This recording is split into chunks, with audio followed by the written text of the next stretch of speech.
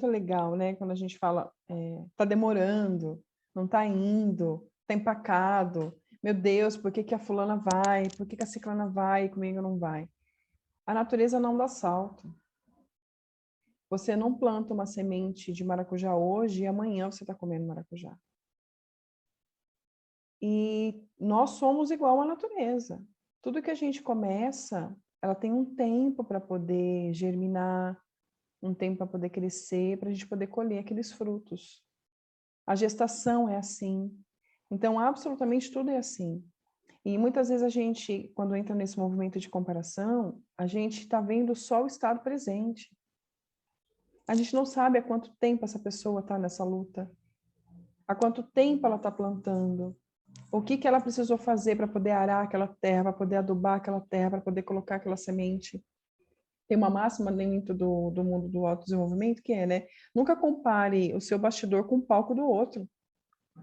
Porque a gente tem uma visão 360 do que a gente está passando, tanto nos bastidores quanto no palco. Uma coisa, eu tô ali remoendo, cheio de dor, e quando eu mostro para todo mundo, eu tô com um sorrisão na cara e que dentro o bicho está pegando aqui dentro. Só que o outro é a mesma coisa. Aqui dentro tá tudo remoendo, o bicho está pegando, e lá fora tá com sorrisão e tá dando conta de fazer um monte de coisa. E tem a trajetória individual de cada ser. Então, às vezes, a gente se compara com o outro e a gente fala assim, nossa, ela fala tão bem. Nossa, ela escreve tão bem. Nossa, ela sabe se expressar de uma maneira tão clara. Há quanto tempo essa pessoa já faz isso? E não é só isso dentro da profissão, na vida. A gente não sabe a história de vida que essa pessoa teve, que ela precisou lapidar e trabalhar essa fala para poder ser ouvida, essa escrita para poder ser sentida. Então, a gente não sabe o que está em volta da história de vida dessa pessoa. E quando a gente entra num movimento profundo de comparação, a gente entra numa dor porque a gente compara tudo que a gente é com um pedacinho da outra pessoa. E aí fica desumana essa conta. É 100% de uma integralidade de dor e amor e horror com 5% de alegria, que é o que está mostrando ali naquela propaganda, naquela mídia, naquele... É desumano com a gente entrar nesse movimento. E se a gente for trazer esse movimento dentro da família, aí, filha, aí acabou. Porque a gente vê a nossa mãe, o nosso pai naquele movimento austero, porque eles são os donos da verdade, eles educaram a gente. A gente fala assim, meu pai e minha mãe deveria ter feito diferente, poderia ter feito outra escolha, poderia. Quando você vai olhar a história de vida dessas pessoinhas lindas, você fala, puta merda, por que que um dia eu pensei isso? E isso é um relato meu, assim. Eu sou filha de pais separados, meu pai foi embora quando eu tinha 5 aninhos e foi viver a vida dele, reconstruir a vida dele, sassaricar no mundo, e minha mãe ficou ali, né? Mulheres fortes, porque eu dou conta de tudo, porque eu não preciso de homem para nada, eu vou criar, eu vou educar, porque eu sou foda, e eu tenho que ser, porque se eu não ser, a pessoa vai morrer, então tem que ser foda por mim e pelos filhos. E foi esse padrão que eu trouxe para toda a minha vida.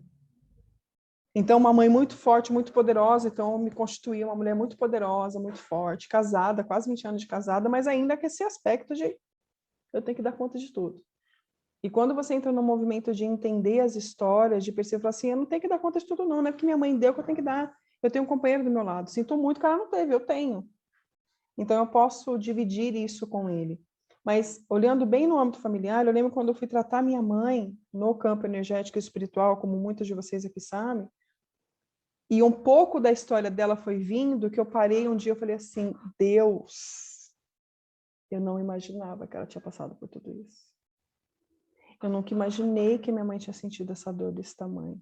Então, cara, de verdade, eu tô no lucro. Porque o que essa mulher deu para mim é infinitamente maior do que ela recebeu. E na minha percepção era só um pouquinho. Mas no mundo dela foi além do que ela tinha. Ela deu muito além do que ela tinha entrado em contato com a vida dela. O amor, a presença, o afeto, que para mim foi tão pequenininho, eu sentia que poderia ter sido tão maior. E quando eu entrei em contato com a história dela, eu falei assim, ela me deu um mundo que ela nunca teve. Então, esses movimentos, a gente comparar as histórias, a gente não vai conseguir nunca fazer um movimento diferente quando a gente estiver na comparação. É injusto olhar uma integralidade com um pedacinho da história do outro. E isso a gente começa a fazer com os nossos pais, a gente faz com os nossos filhos, a gente faz com quem está ao nosso redor. Porque mesmo os nossos filhos, a gente não tem ideia do que eles estão passando dentro deles. A gente acha que tem. Mentira. A gente acha que sabe tudo que está acontecendo com os nossos filhos. Ô, mentira besta que a gente conta pra gente. Principalmente na adolescência. A gente acha que sabe tudo que eles pensam, tudo que eles sentem. Mentira. Mentira, a gente não sabe. A gente sabe aquele pedacinho que eles dão conta de mostrar ou de contar pra gente. Só um pedacinho. E aí, às vezes, a gente julga, briga, põe da bronca, tira celular, tira não sei o quê, porque a gente viu só um pedacinho da história.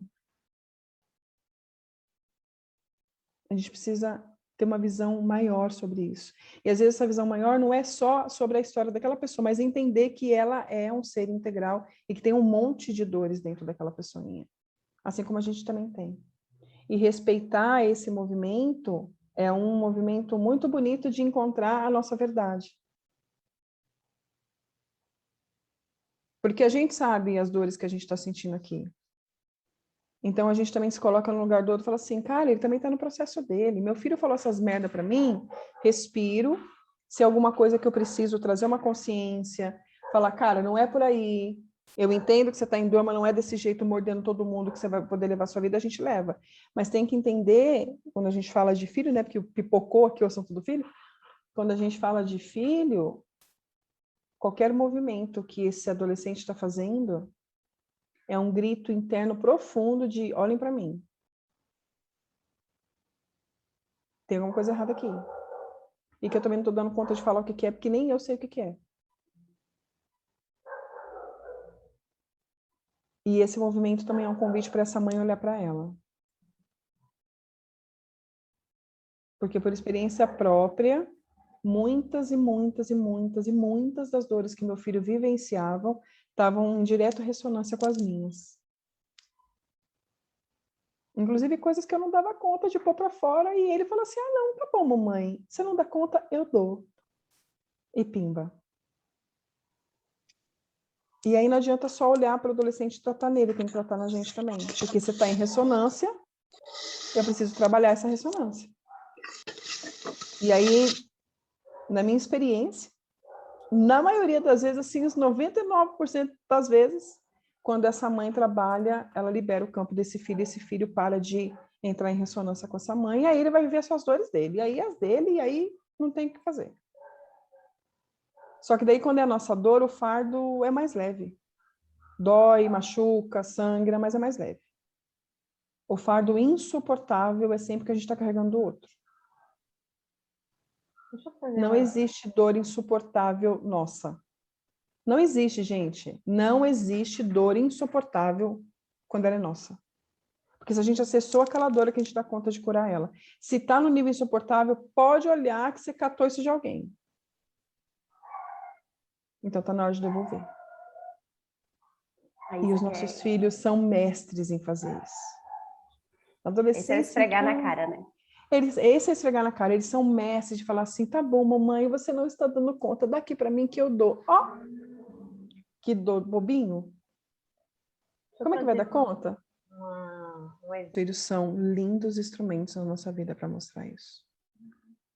Eu lembro quando meu filho começou com o processo dele de automutilação, e eu olhava para aquilo, eu não entendia o que estava acontecendo. Foi a partir dali que eu falei, eu preciso trabalhar com essas mães para poder levar isso para elas.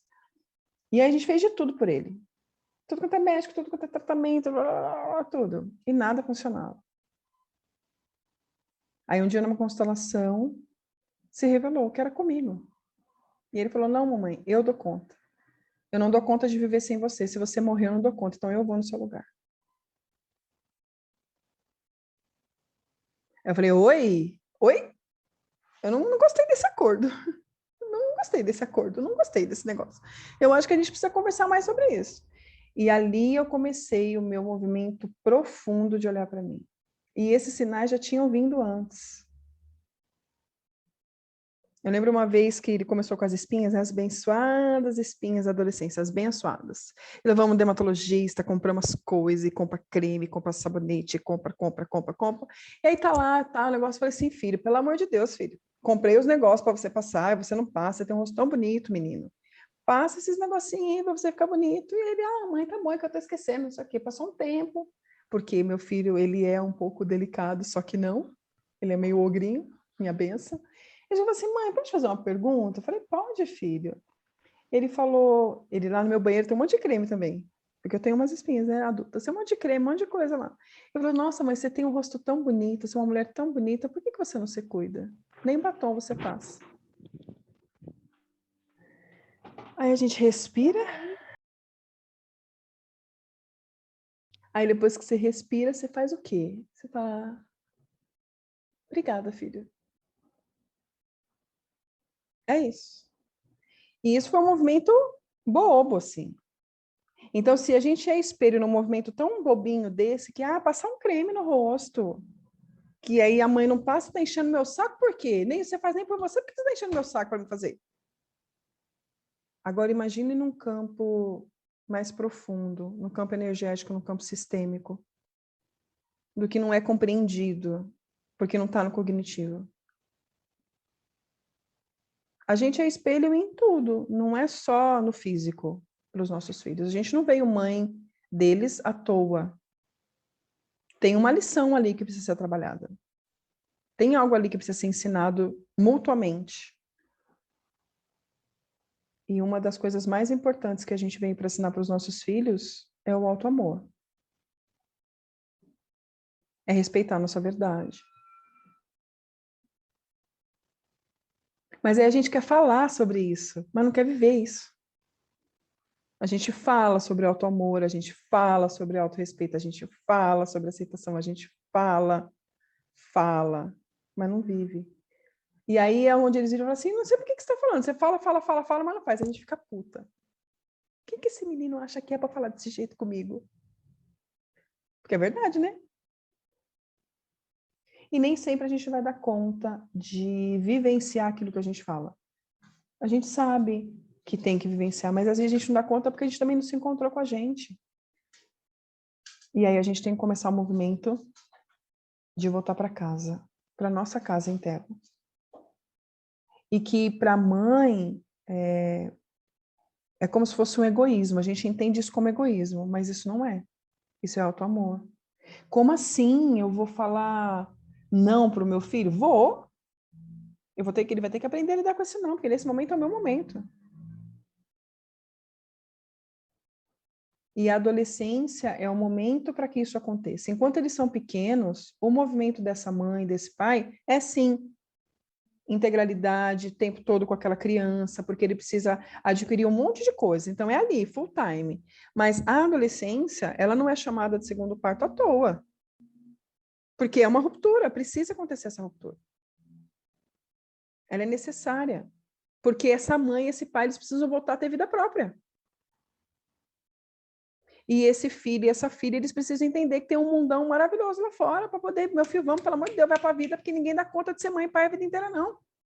É um trabalho muito pesado. Você acordar e dormir full time pensando naquela bençãozinha, ninguém merece isso não, gente, a vida inteira. E é bom que tem adolescente escutando, porque eu gosto de falar com eles também, porque eles já sabem que é assim mesmo, porque eles enchem o saco.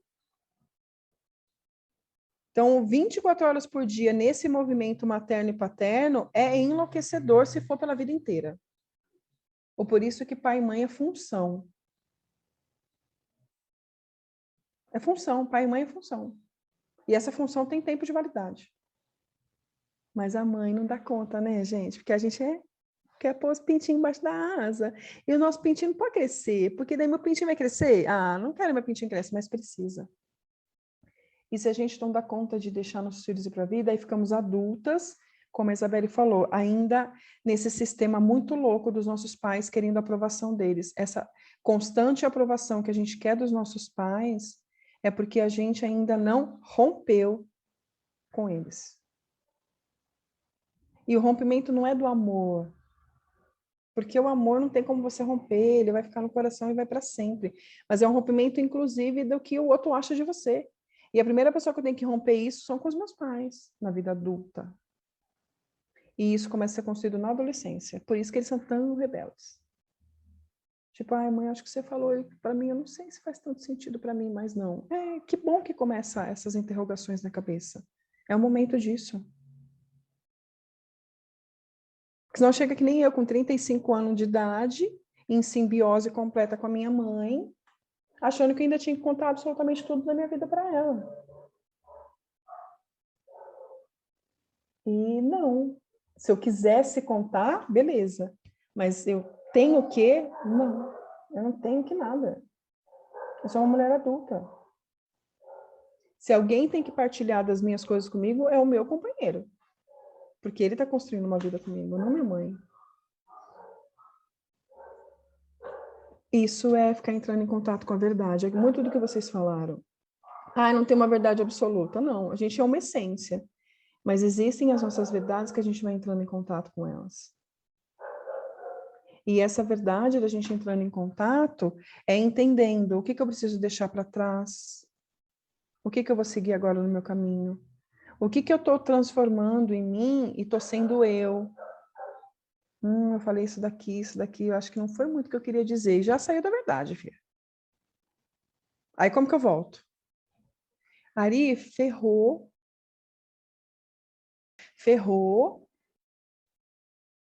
eu não estou dando conta de fazer sozinho. Pede ajuda.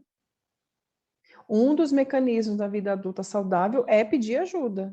Porque criança se joga no chão, esperneia e fala, me vejam e resolvam o meu problema. O adulto é, carai, tô com problema, vou ter que buscar ajuda. Não dou conta sozinha. Aí eu busco ajuda. Então, para você falar assim, Ari, eu não sei muito bem como que eu tô indo para essa verdade.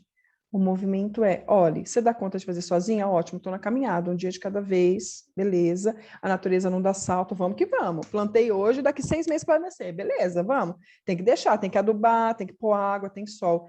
Eita, já adubei, pus sol, sombra, chuva, tudo e não vai. Essa semente não está indo. Pede ajuda. Às vezes precisa de um profissional para poder ver qual que é o problema dessa terra. Esse adubo está errado. Você plantou maracujá e quer comer uva. Então, como é que você plantou maracujá? E aí você vai buscando mecanismos para te colocar no seu movimento em busca da sua verdade. Quanto tempo isso, Ari? A vida toda.